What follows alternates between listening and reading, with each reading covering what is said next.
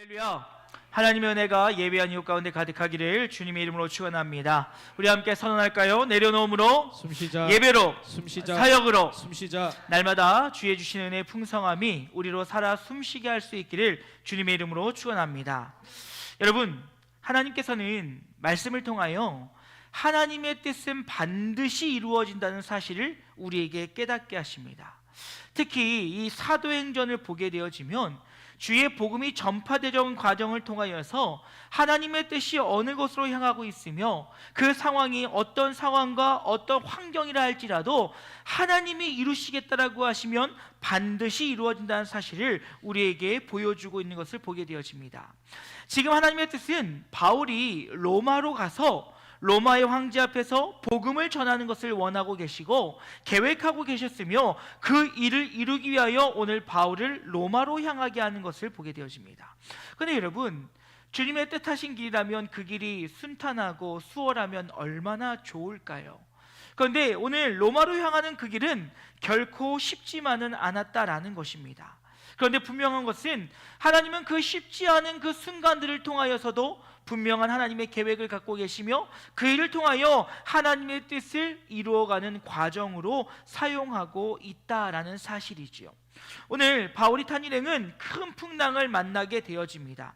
그리고 그 풍랑 속에서 전문성을 가진 사람들은 자신의 경험과 전문 지식들을 이용하여 그 순간을 벗어나려고 하지만 반대로 바울은 그 모든 순간순간마다 하나님께 내어 맡김을 통해 하나님의 뜻하신 바가 무엇인지를 물어가고 있는 것을 보게 되어집니다. 그리고 하나님의 뜻이 임하였을 때 22절의 말씀 보면 내가 너희를 권하노니 이제는 안심하라. 너희 중 아무도 생명에는 아무런 손상이 없겠고 오직 배뿐이니라 라는 말씀을 통해서 하나님의 주신 그 말씀을 붙잡고 그 고난과 어려운 중에서도 그는 참고 견디어 이겨나가고 있다는 사실입니다. 오늘 우리가 읽은 본문의 말씀은 다 읽지 않았지만 앞서 27절부터 말씀을 보게 되어지면 그들이 표류한 지 14일째 되어지고 있는 것을 보게 되어져요. 여러분, 얼마나 두렵겠습니까? 얼마나 염려가 가득하겠습니까? 그러한 가운데에서도 지금 하나님을 믿고 의지하는 바울의 모습과 그렇지 못하고 자신의 지혜, 자신의 지식, 자신의 경험을 붙들고 있는 자들의 모습이 확연하게 다름을 보여주고 있다는 것입니다. 그렇다면 여러분, 우리가 하나님을 믿고 하나님을 의지하며 하나님을 사랑한다라고 고백하는 우리들은 하나님의 그 언약을 믿는 마음으로 오늘도 그 믿음 안에서 온전한 모습으로 살아가야 된다는 것입니다. 그것이 믿는 자의 삶의 태도가 되어야 되며 그것이 모습이 되어야 되고 그 가운데 하나님의 놀라운 역사하심이 나타나게 되어 있다는 것이지요. 그러기에 여러분, 오늘 우리는 이 본문의 말씀을 통해서 다시금 우리에게 행하신 하나님의 뜻이 무엇인지를 발견하고 그 길을 걸어갈 때 우리에게 어떠한 어려움과 고난이 닥쳐온다 할지라도 그 믿음 위에 서서 주님의 뜻은 반드시 이루어진다라는 그 믿음을 가지고 나아가기를 결단하는 복되고 귀한 이 시간 되어질 수 있기를 주님의 이름으로 축원합니다. 이를 위해서 첫 번째로 여러분, 우리는 하나님께서 우리에게 주신 약속을 붙들어야 된다는 거예요. 여러분, 이런 얘기하면 너무나도 추상적으로 들릴 때가 있지요. 하나님이 나에게 무슨 약속을 하셨을까? 하나님이 나에게 어떤 약속을 하셨을까? 여러분, 믿는 자에게 주신 가장 궁극적인 약속은 구원의 약속임을 잊지 않기를 주님의 이름으로 축원합니다. 그리고 그 구원에 이르는 과정 가운데 하나님은 필요한 약속들을 통하여서 우리로 하여금 그 약속을 붙잡고 나아가게 하셨다라는 거예요. 여러분, 오늘 바울을 보게 되어지면 바울은 하나님의 약속에 붙들려 그 어려움의 시간들을 이겨내고 있는 것을 보게 되어져요. 하나님께서 바울에겐 분명히 말씀하셨거든요. 25절 말씀 보니까 이렇게 얘기합니다. 그러므로 여러분이요, 안심하라. 나는 내게 말씀하신 그대로 되리라고 하나님을 믿노라. 간절히 소망합니다. 날마다 이 고백이 저와 여러분의 고백되어질 수 있기를 주님의 이름으로 축원합니다. 지금 풍랑으로 인해서 두려움과 염려와 근심 가운데 쌓여있는 그들을 향하여 뭐라고 얘기합니까? 여러분, 안심하십시오. 나는 내게 말씀하신 하나님의 뜻대로 될 것이라고 믿습니다. 그러니 염려하지 마십시오 라고 하는 선언이 있었고, 그는 이 14일이나 되어지는 표류하는 가운데서도 하나님께서 나를 살리실 것이라고 하는 그 약속을 붙들고 있었다는 거예요. 그건 여러분 34절 말씀 보십시오. 이렇게 얘기합니다. 음식 먹기를 권하노니 이것이 너희의 구원을 위한 것이요 너희 중 머리카락 하나도 잃을 자가 없으리라 하고 라고 이야기하고 있어요. 여러분, 이 선언이 어디로부터 나왔겠습니까? 하나님께서 배는 상할 줄 모르나 너희들은 절대 해하지 않을 것이다, 상하지 않을 것이다 라고 하셨던 하나님의 말씀에 붙들린 선포였다는 거예요. 만약에 그가 하나님의 말씀을 의심했더라면, 하나님을 믿지 못하였더라면 담대하게 이 선포를 하지 못했겠지요. 생각해 보십시오. 망망대해에서 14일 동안 표류하고 있는 이에게 안심하라. 여러분 믿겠습니까? 여러분, 이런 선포는 내 안에 확신이 있지 않으면 절대 할 수 없는 선포예요.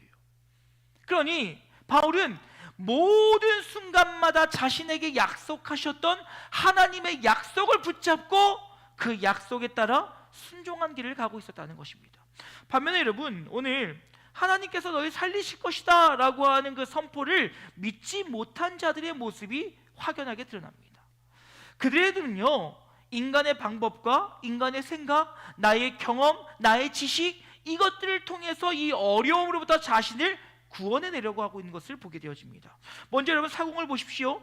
30절에 보면 사공들이 닻을 내리는 척하면서 거룻배를 내리려고 하고 있는 것을 보게 되어져요.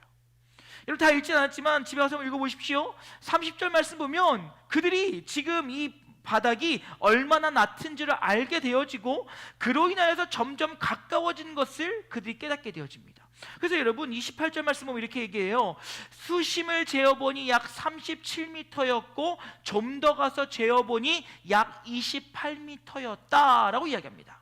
그러니까 지금 그들이 앞으로 조금씩 나아갈 때마다 묵과 가까워지는 것을 느끼고 있었고, 지금 한밤중이라 이것이 무엇인지는 구분할 수 없지만 위험이 내게 다가오고 있다는 것을 그들은 직감했다는 거예요. 그렇지요. 배를 그렇게 탔는데 모르겠습니까? 저는 가끔 가다가 저희 외갓집 여수에 가면 이 배 타시는 분들하고 대화하다 보면 이해가 안 될 때가 있어요. 앞에 너무 날씨가 좋고 쾌청한데 배 타고 나가자면 안 된대요. 좀 있으면 비가 올 거래요. 바람이 몰아칠 거예요. 아니 말도 안 된다고, 뭔 소리냐, 보시라고. 물결이 이렇게 잔잔하고 좋은데 무슨 비바람이 오겠냐고. 아니래요.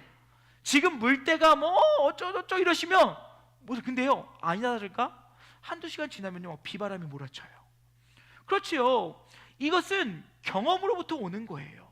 그러니 지금 그들은 이곳에서 살아남기 위해서는 거룻배를 빨리 내려서 내가 빨리 육지에 도달하는 것이 좋겠다라고 하는 판단이 그들에게 섰다는 것입니다.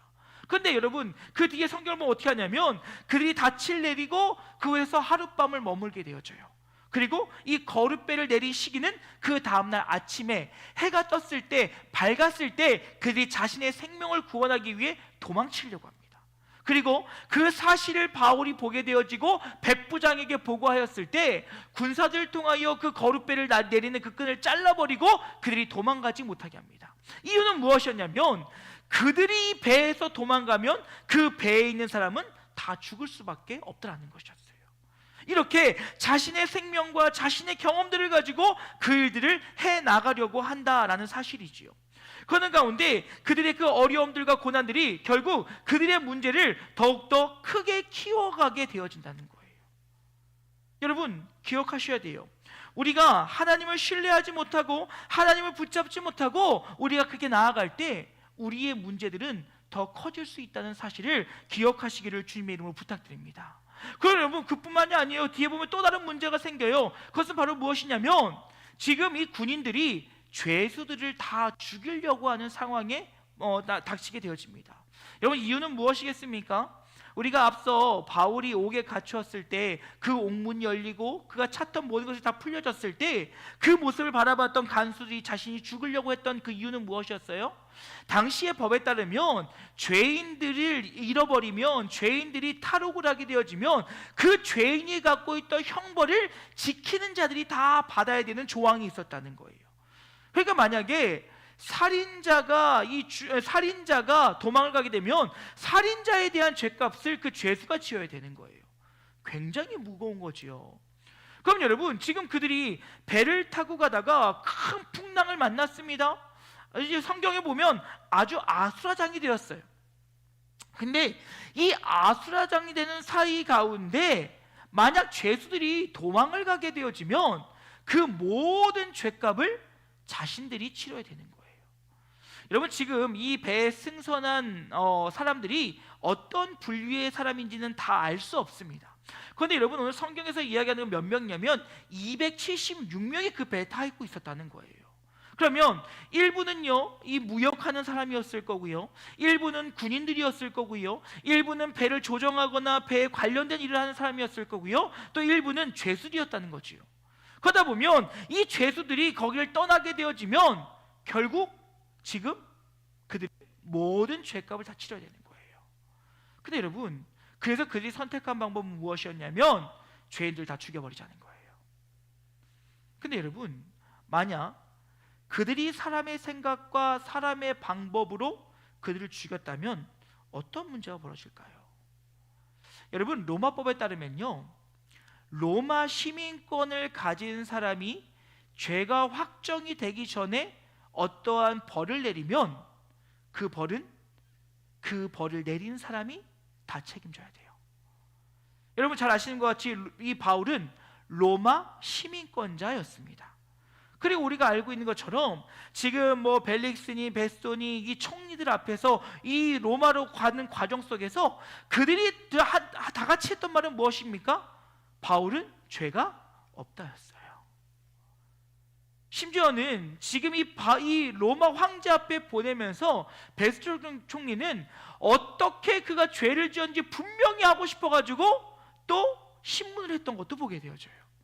그럼에도 불구하고 그는 아무 죄가 없다라고 결론을 내렸지만 그는 배에 승선을 하게 된 거예요. 그러니 만약에 그를 죽였는데 만약에 그 군인들이 살아남았다, 그러면 그들의 생명도 보존할 수 없었을 거라는 거예요. 지금 당장 사람의 생각으로는 이들을 죽여버리고, 그리고 내가 이들이 도망가는 것을 막았을지는 모를지언정 그 이후에 더 큰 어떤 일이 벌어질지 모른다라는 거예요. 그럼 여러분, 우리가 잊지 말아야 될 것은 사람의 지식과 사람의 경험과 사람의 가진 것들은 한계가 있다는 사실을 잊지 않기를 주님의 이름으로 축원합니다. 이에 반해 우리 하나님은 어떤 분이십니까? 전지전능하시며 무소부재하신 분이에요. 즉 못하실 일, 능치 못하실 일이 없으시며 알지 못하신 일이 없으시고 언제나 어디서나 우리와 함께 하심을 통하여 우리를 섭리해 가시는 분이 하나님이시라는 거예요. 그러하기에 여러분, 우리는 우리의 모든 상황 속에서 하나님을 붙잡고 하나님을 의지하며 하나님 앞에 나아갈 수 있어야 된다는 것입니다. 여러분, 근데 오해하지 마세요. 사람의 경험이나 사람의 전문성이나 그가 가진 것들을 무시하라는 것은 아니에요. 허나 아무리 사람의 전문성이라 할지라도, 그 사람의 경험이라 할지라도, 그 어떤 것이라 할지라도 하나님의 말씀보다는 앞서서는 안 된다는 거예요. 여러분, 간혹 내 삶에 비슷한 상황이 벌어질 때 이전에 했던 방법과 동일하게 취하여 문제들이 더 커진 것을 경험한 적이 있으실 거예요. 예전에도 이렇게 했을 때 이렇게 하니까 잘 해결되더라, 그래서 이렇게 했더니 또 다른 결과가 나오는 거예요. 여러분, 우리는요, 아무리 똑같은 상황들이 반복적으로 일어날 때 할지라도 그 순간마다 일하시고 역사하시고 말씀하시고 해결하시는 하나님의 방법이 틀린 것을 알므로 하나님 앞에 나아가야 된다는 거예요. 그건 여러분, 우리는 기도해야 돼요. 안 하시길래요? 기도해야 돼요. 영적으로 깨어 있어야 돼요. 그렇지 않으면요, 우리의 힘과 우리의 능력과 우리의 지혜와 우리의 지식으로 그 일들을 해결하려는 순간 그 문제는 더 커진다는 거예요. 그리고 결국 우리는 또 넘어질 수밖에 없다라는 것이죠. 여러분, 그래서 우리는 날마다 주의 말씀을 통해서 주님께 집중해야 돼요. 그리고 주님께 기도해야 됩니다. 여러분, 별개 얘기인데요, 제가 오늘 어떤 영상을 보다가 굉장히 은혜를 받은 영상이 있어요. 여러분, 성경책 꼭 갖고 다니셔야 돼요. 저도 뭐 그렇게 강요하진 않았지만 왜 그런지 저 이번에 그 은혜를 받았어요. 여러분, 왜 성경책을 가지고 다녀야 되냐면요, 사단이 싫어하는 거기 때문에 가져다녀야 되는 거예요. 왜 그러냐면 사단은요, 우리가 하나님의 말씀으로 들어가면 악함이 무엇인지를 바로 알기 때문에 성경을 보는 것을 극도로 싫어한다는 거예요. 여러분, 이건 다 알고 있는 얘기죠. 그런데 왜 이 종이를 된 성경책을 갖고 와야 되느냐? 그 이유는 바로 무엇이냐?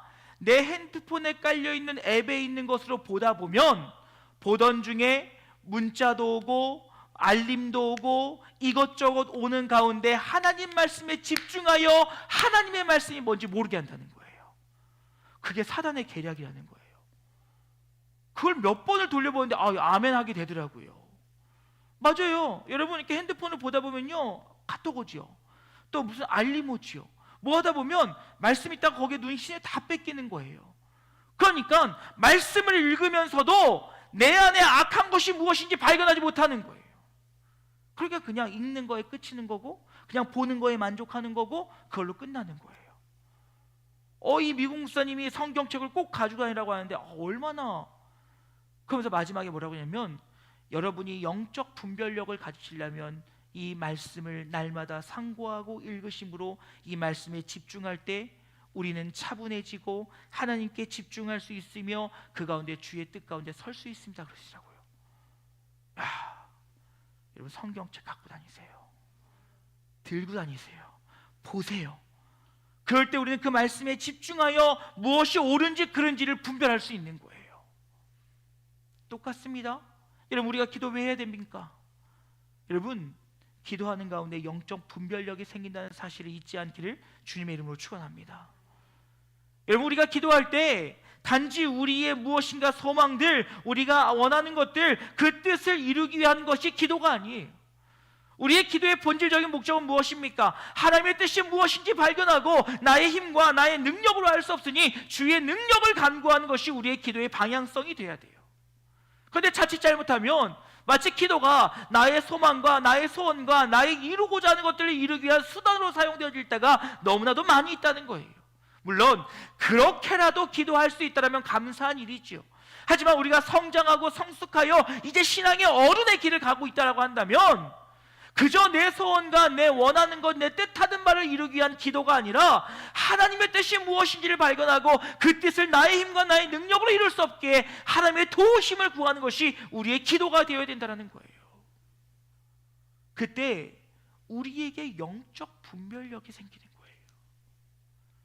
여러분, 영적 분별력을 갖지 못하면 때로는 내가 원하는 건지 하나님이 원하는 건지 몰라요. 그리고 난 기도했으니까 이게 하나님 뜻이라고 생각하고 가는 일들이 많이 있다는 것이지요. 여러분, 저는 종종 기도에 관한 예화를 들 때 이 예화 참 자주 듭니다. 제가 대학교 때 신학과임에도 불구하고 미팅을 참 많이 했었어요. 근데 미팅을 할 때 그 미팅 자리에 나오는 자매들의 그 나온 이유를 물어보면요, 10중 8구 신학과 애들은 어떻게 노는지 궁금해서 나오는 거예요. 자기들은 미팅하면 막 술 마시고 막 놀고 하는데 신학과 애들은 술도 안 마시고 하는데 어떻게 노냐, 이게 궁금해서 애들이 나오더라고요. 여러분, 한 번은요, 이화여대 친구들하고 미팅할 일이 있었는데 레크레이션 강사 7명을 준비시켰어요. 그래서 노는 게 뭔지를 보여줬지요. 이 이화여대 이 공대 애들이었는데요, 이 친구들이 우리가 너무 좋다고 쫓아다녔어요. 안 믿으시겠지만 그랬어요. 그래서 막 그 학교에도 초청을 해주고 막 우리 학교 축제에도 막 오고 막 그랬었어요. 근데 걔들이 너무 무섭더라고요. 공대하고는 안 맞아요. 그래서 피해 다녔습니다. 그런데 가끔가다 이렇게 미팅을 하다 보면 정말 마음에 드는 자매가 있어서 우리 다음에 만날까요? 그러면 그런 말 하는 자매도 있어요. 기도해보고 연락드릴게요. 그럼 여러분, 그 말은 뭔지 아십니까? 나 너 싫어. 근데 하나님께서 내 마음속에 강렬하게 말씀하시면 내가 순종하는 마음으로 전화할게. 여러분, 그런 마음으로 기도하는데 하나님의 음성이 들릴까요? 그가 선지자입니까? 그가 특별한 하나님의 부르심이 있는 자입니까? 아니요. 이미 내 마음속에 결정해 놓고 하나님의 뜻은 무엇입니까? 라고 하면 물론 기도도 안 하겠지만 기도해도 하나님의 뜻은 알 수 없는 거예요.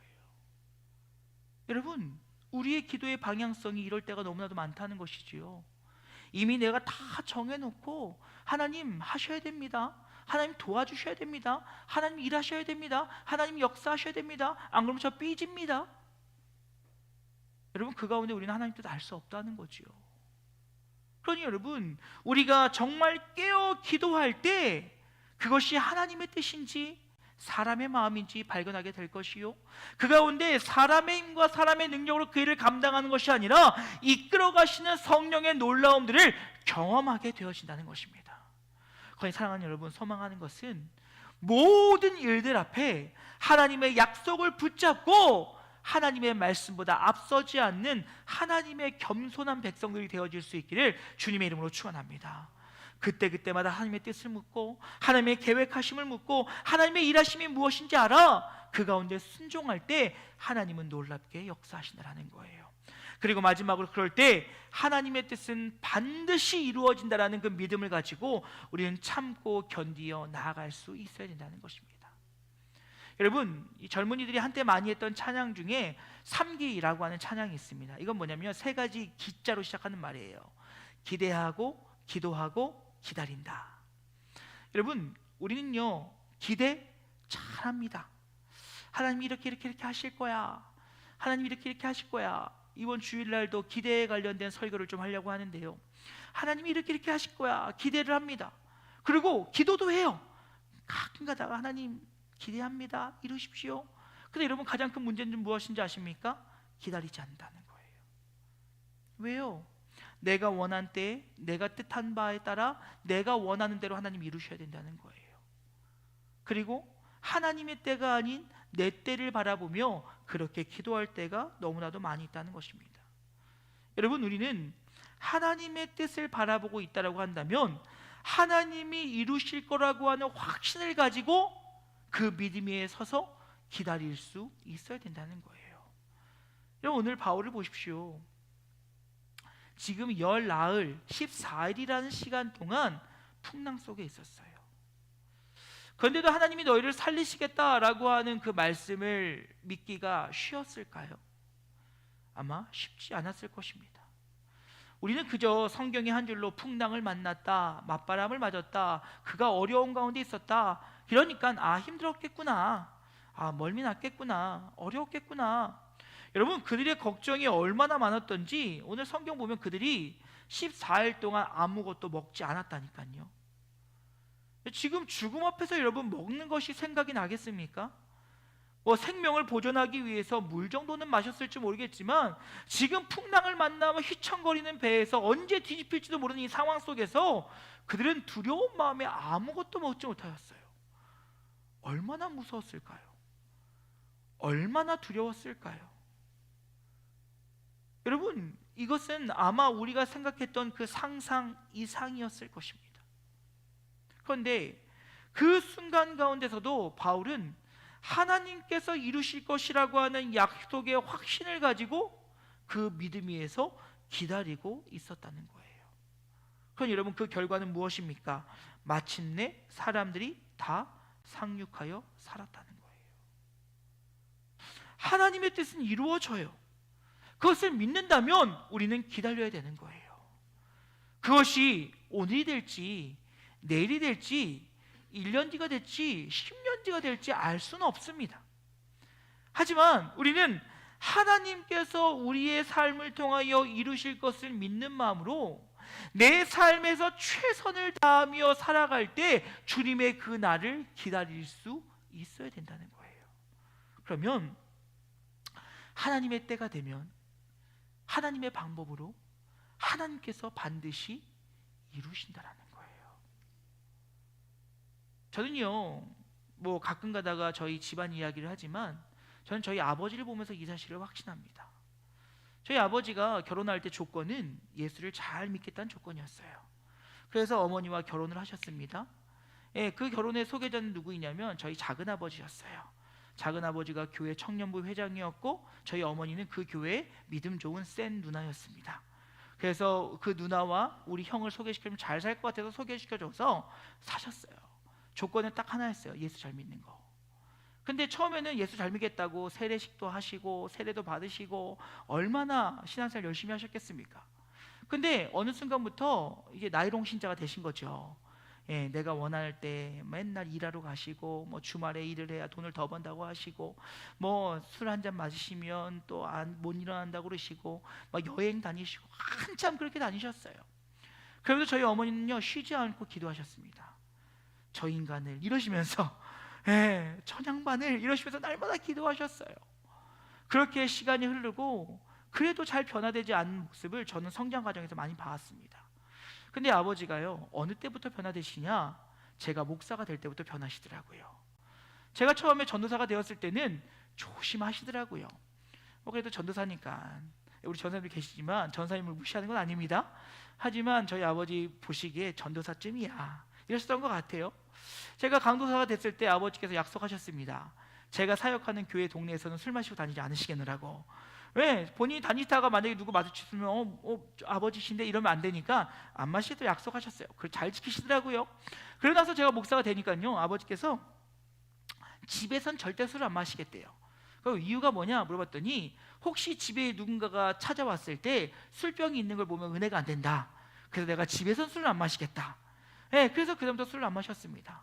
그리고 제가 담임이 된 이유로는 아버지께서 아예 끊지는 못하셨어요. 하지만 적어도 아들 앞에서는 안 마시겠다. 만약 저에게 술 심부름을 시키거나 저에게 뭔가 술에 대한 일들을 하시면 그분은 저희 아버지에게 작살나는 날입니다. 이번에도요 할머니 장례식을 갔더니요 뭐 기독교식으로 장례한다고 하지만 잘 모르시는 분들이 계시다 보니까 향도 놓고 했더라고요. 그러니까 그 교회 집례하시는 목사님께 오셔서 다 치우라고 하셨대요. 기독교식은 이거 다 필요 없다. 우리는 그냥 헌화하고 우린 기도하면 되니까 해결 놔두셨대요. 그리고 또 이제 목사님이 예배 끝나고 가시니까 가족 중에 예수를 안 믿는 누군가가 또 향을 올려놓으셨대요. 근데 이제 제가 아버지 저 갑니다라고 전해드렸더니 아버지가 거기서 화를 내시면서 이렇게 말씀합니다. 목사님이 오시는데 어디 향을 나 치워 이러셨대요. 그래가지고 향을 다 치우고 예배를 드렸어요. 저희 어머니가 그러시더라고요. 니네 아빠가 이렇게 바뀔 줄 몰랐다. 맞아요. 하나님이 일하시는 거예요. 하나님이 일하시는 거예요. 여러분 때가 되고 시가 되면 하나님께서 일하시는 거예요. 그럼 우리가 해야 될 일은 바로 무엇입니까? 그 믿음 위에 서서 참고 견디어 기다리면 하나님의 때에 하나님이 일하시는 거예요. 사랑하는 여러분, 이는 것은요 하나님의 언약에 대한 확신이 있는 자만이 할 수 있는 일이에요. 하나님이 분명 이 약속을 지키실 것이라고 하는 확신이 있는 사람은 어떤 어려움과 고난이 와도 14일 동안의 그 풍랑 속에서도 하나님께서 생명을 보존하시겠다라고 하는 그 약속을 믿는 바울만이 그 안에 평안을 누릴 수 있으며 그 안에 기다릴 수 있으며 그 안에 주님을 바라볼 수 있었다는 것입니다.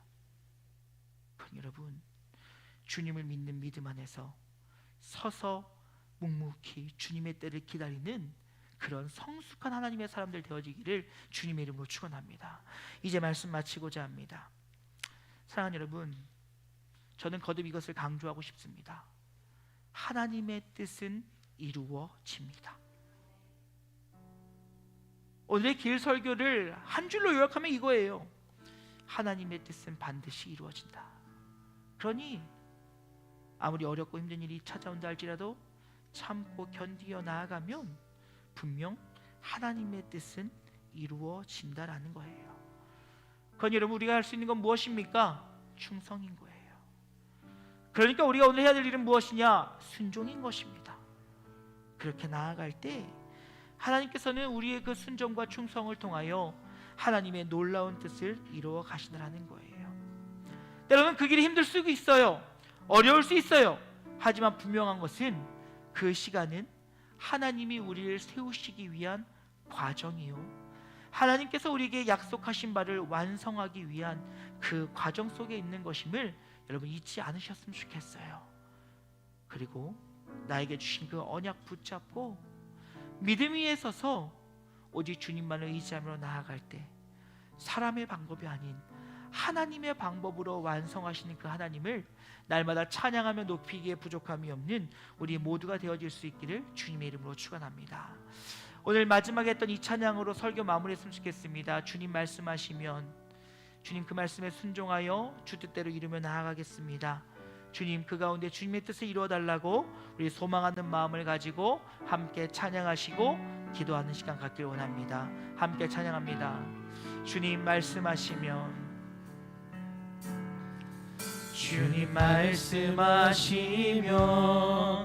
내가 나가리라. 주님 뜻이 아니면 내가 멈춰서리라.